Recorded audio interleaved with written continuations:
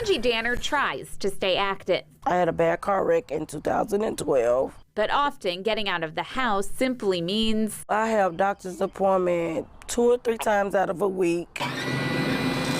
to get there, Danner needs a ride like this. Non-emergency medical transportation, or NEMT, hired by TennCare. Your whole independence just taken away from you, overnight.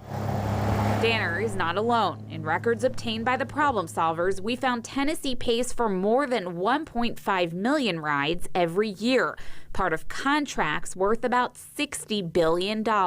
It's not too bad out here today. Cheryl Dare is another rider who contacted the Problem Solvers. I was hoping you might try to get something done about it. She feels pain every day and needs help to walk.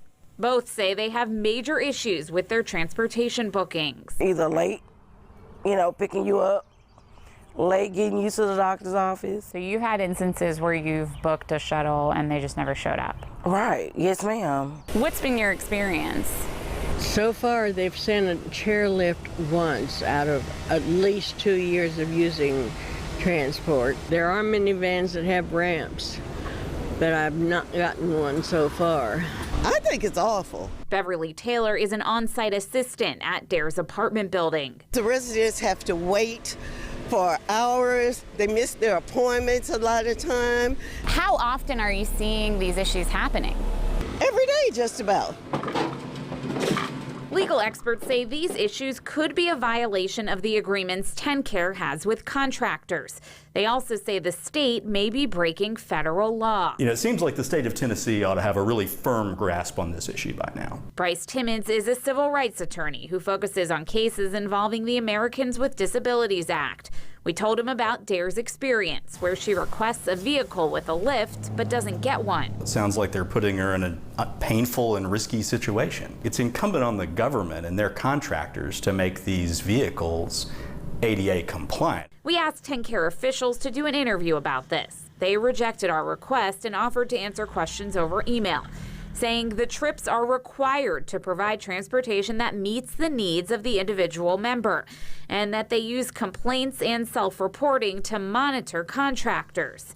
The only problem with that, advocates say for-profit contractors can't be trusted to self-report, and riders are unlikely to make complaints. A lot of these incidents go unreported because of fear of retaliation. There's always that fear that if I complain, they're not going to help me. They're not going to serve me. Bobby Fields is a transition to community specialist with the Memphis Center for Independent Living. What do you think needs to happen for it to improve? Closer monitoring by the state. Dare and Danner welcome anything that helps because they say the current system is not working. Please, when I ask for a wheelchair lift, send a wheelchair lift. In fact, the day we met Danner, we waited with her for a ride to a doctor's appointment.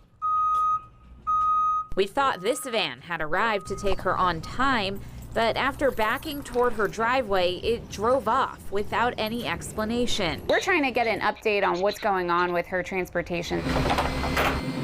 We finally got to the bottom of it and figured out her ride had been double booked. The correct vehicle finally arrived 2 hours late. TennCare officials tell us they are now working to improve this system with better training for both contractors and riders, and they're considering adding Uber and Lyft to the mix for last-minute requests. We'll keep you updated on whether these changes make an impact. Solving problems in Memphis, Stacey Jacobson, WREG, News Channel 3.